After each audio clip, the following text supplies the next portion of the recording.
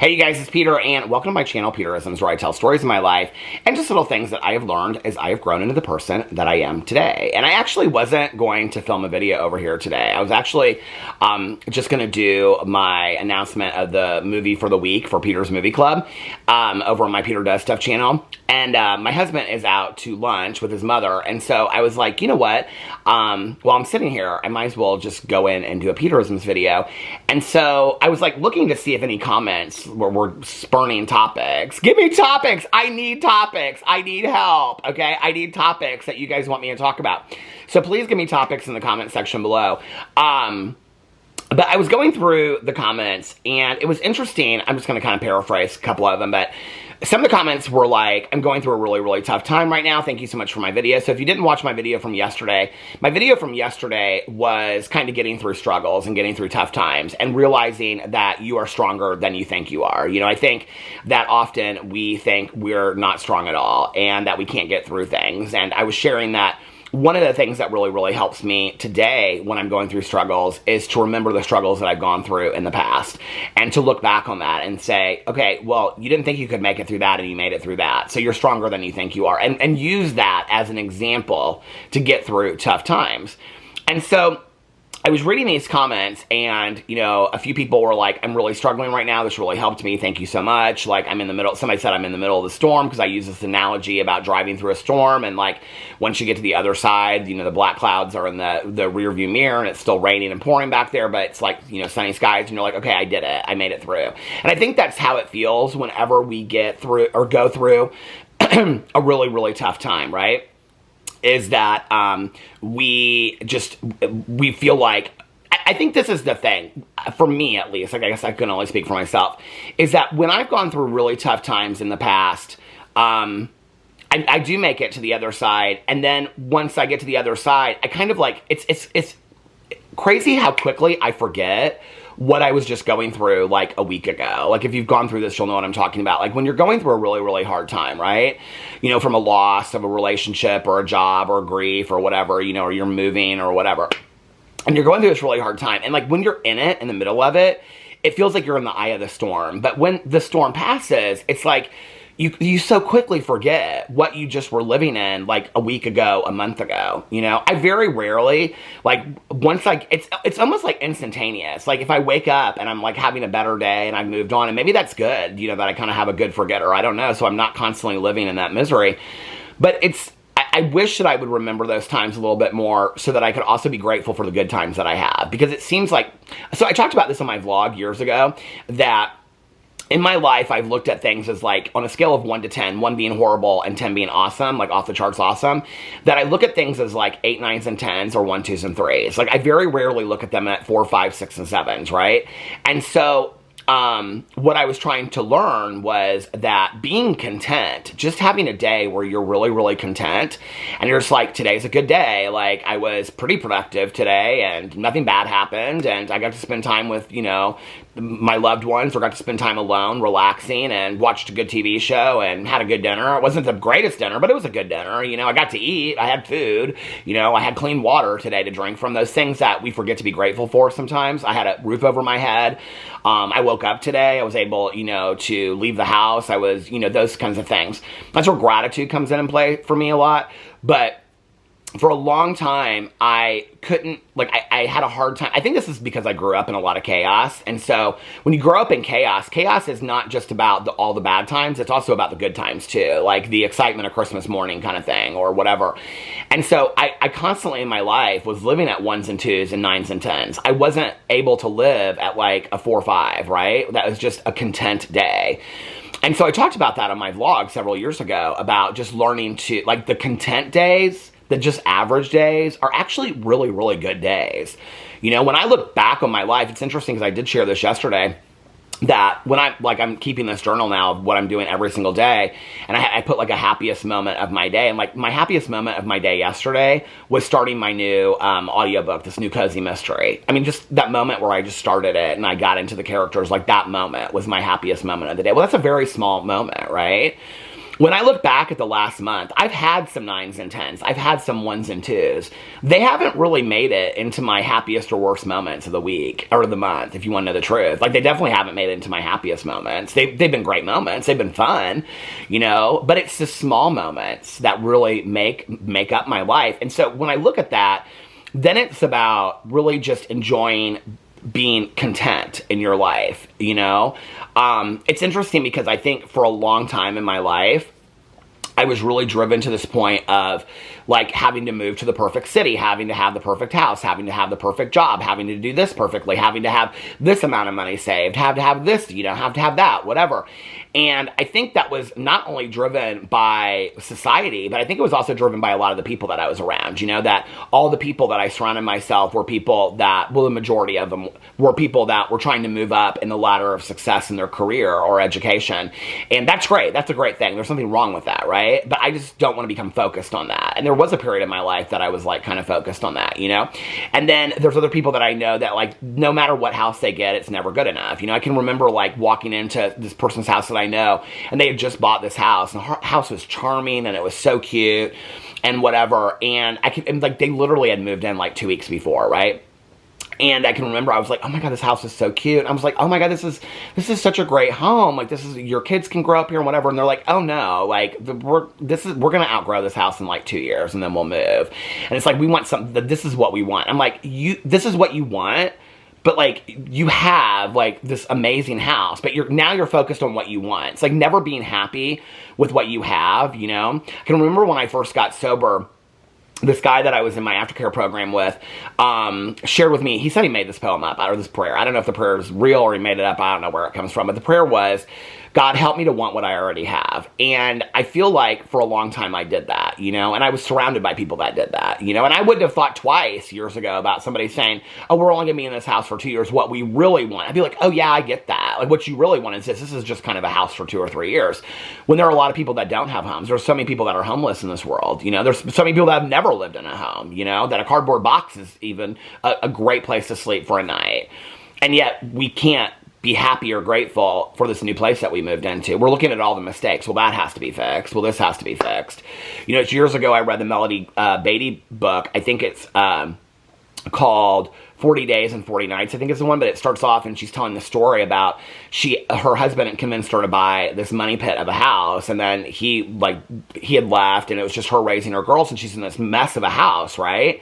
And she just sits down on the living room or the dining room floor, and she just starts paying it forward with gratitude. And she's like, you know, God, I'm grateful for, you know, this beautiful house, this amazing house with these amazing floors that are going to be beautiful and these amazing walls that are going to be beautiful. And none of it was beautiful. Like, and, you know, and then she pulled up the carpet, and underneath it were like real hardwood floors. And she pulled off the, you know, repainted the walls and put up, you know, wallpaper and stuff. And in the story that she's talking about, she could remember like pulling a couch down through the alleyway that somebody left on the side of the street and reupholstering it. And, you know, each chair was different at her dining room table. And, you know, and years later she was like on some episode of some show, and they were like showing her house in Malibu, and she was talking to her daughter about it. And her daughter said, well, I mean, I love the house in Malibu, Mom, but my favorite house we've ever lived in is that house that I grew up in, you know? The house that she lived in was the house that they put so much love into.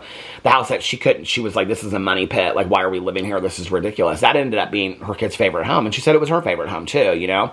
And she paid it forward with gratitude, and I love that idea of paying forward with gratitude, you know, that if you can't be grateful for what you have right now, then kind of pay it forward with gratitude. And what that means is, whatever situation that you're in right now that doesn't seem exactly perfect or doesn't seem to be fulfilling or whatever, pay it forward with gratitude and say, God, I'm grateful for this situation that you have me in right now, because I know, or whatever you believe in, the universe or the air or whatever, you know, that I'm grateful for the situation that I'm in right now because I know that I'm learning a lesson through this, or I know that something greater is going to come, or a door is going to open, or a new opportunity, or I'm going to meet somebody through this experience. But I'm grateful for this experience that I'm going through right now, you know, instead of always, you know, being negative about it and whatever. And one of the things that's really helped me, because I am somebody that falls into complaining, you know, I am somebody, people ask me all the time, like, how are you so positive? I'm not. I have to work towards it, you know?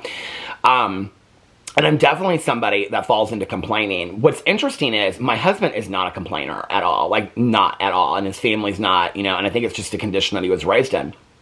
I was raised around a lot of complainers.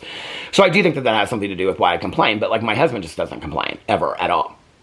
And so it's interesting because when I'm around him, I hardly ever complain. But when I'm with other people that complain, I complain a lot, And so recently, I'd say in the last 2 years, I've started following a lot of these like rescue animals, online.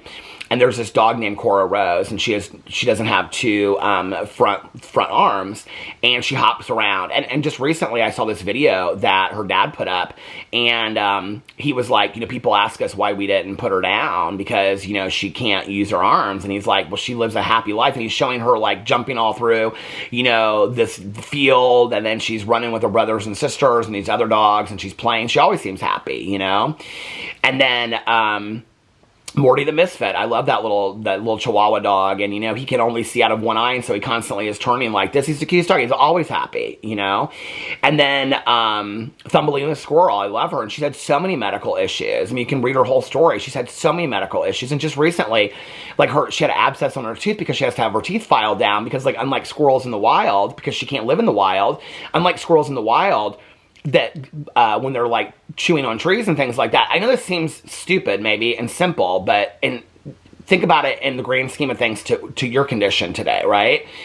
That her teeth get too long and too sharp, and so she has to go in and have them filed down because she isn't chewing on tree bark and things like that, And so then she got an abscess on her tooth because it had gotten like too enlarged or whatever, and she's had tons of medical issues, and she just gets so excited about an avocado or a watermelon, She gets so excited about that. She's like, oh my God, avocado. And then recently I've been, following this dog called Big Marv, Big Marvis teeth. And he has these, like, teeth that, like, are all over the place. And he can't uncross his arms. And he just sits there. He can't walk. They have to hand feed him and things like that. My favorite is, and they dress him up every day. He's so cute. His two moms. And, like, he'll be in this bed. And, like, all of his, like, other dog brother and sisters will be around him. And he's just, like, he's the happiest dog, right? Any of them complain. None of those 4 animals that I ever mentioned complain. They don't understand complaining, right? Like, they don't get it. It's not a concept that they understand. They just, that's the condition of their life. And so, and watching them, one of the things I've really learned is, what is the point of complaining? What does it do? It vocalizes what? Our misery? My friend Tanya always says to me, be part of the solution, not part of the problem. And that's where I'm trying to get to. And one of the reasons why I follow so many of those animals is because it right-sizes me, When I want to complain about not getting everything that I wanted to get done in a day, it's like, okay, well, there's a little squirrel out there that has an abscess, and she doesn't understand why she has an abscess. She doesn't get why she can't have an avocado today. She doesn't understand why she has to go to 5 doctor's appointments in a week, She doesn't even understand it. She can't even conceptualize why she's in this pain, right? And so it really like right-sized me and put me in perspective. But all of that teaches me that I'm stronger than I think I am, right? If a little animal can handle all this stuff, I can handle a lot, And I have to remember that.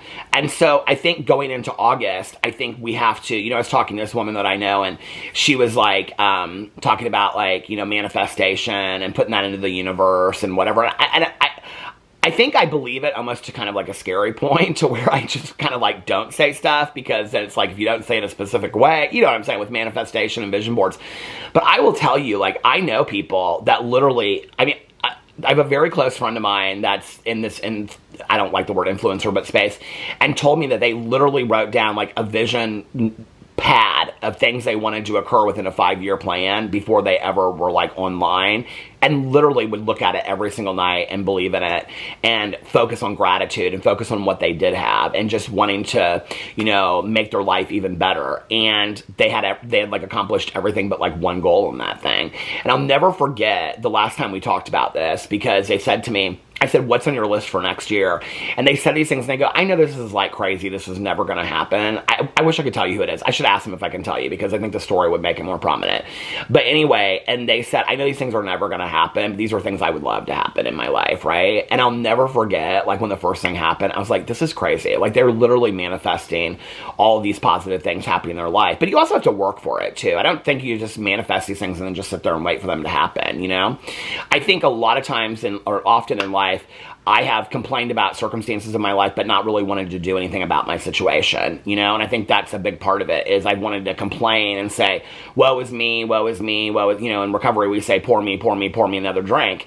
I wanted to feel sorry for myself. I wanted to feel bad for myself, but I haven't really wanted to do anything, do any work towards improving that situation. That's a huge part of it, right? Like, that's a huge part of the struggle.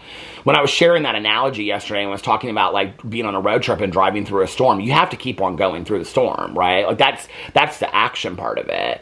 You have to stay laser focused on what you're going to do and keep on doing it, right? You can't just pull over and be complacent. That's why I was, like, using that as an example. And so just know, as we go into August, whatever you want, and, you know, and I do these lists where I make goals for myself for the year or for like a birthday or stuff like that. But now I'm also trying to go and for every month have a list of goals that I want to accomplish. And I don't make them like 30 goals. I make it like 5 to 6 goals. Because those are manageable goals. I'm not going to accomplish 30 things in a month.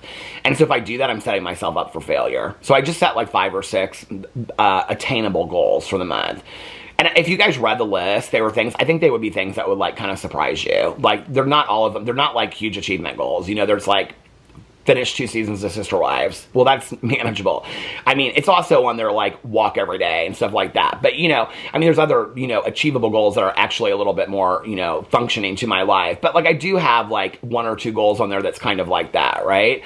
To make it fun. Because life should be about having fun, you know? Life should be about learning the most that we can, improving ourselves, growing as much as we can as human beings, but also enjoying our life as much as we possibly can. And for me to enjoy my life, I have to stay away from complaining. And so to stay away from complaining, I have to realize that that's not really living in gratitude. It's not paying gratitude forward. It's not living in the problem or living in the solution. It's living in the problem. And it's really not helping anything. I can't tell you one time that, I mean, I probably could, some finite answer, but like, I can't think of one time off the top of my head that me complaining about an issue over and over and over again really helped improve it. It was action that improved it. You know, it was me being open to other people's suggestions. You know, it was me choosing to not sit in my own shit anymore and get out of it and be like, okay, I'm going to make some changes. It's time. Life is short. I deserve this. You know, something you have to tell yourself, you know, what do I want my life to look like? At the end, when I'm looking back on my life, what do I want it to look like? Anyway, let me know what you think in the comment section below. I love you guys. Have a great weekend, and I will see you in my next video, which might be tomorrow or it might be in a Monday. So I love you guys, and I'll see you then. Bye.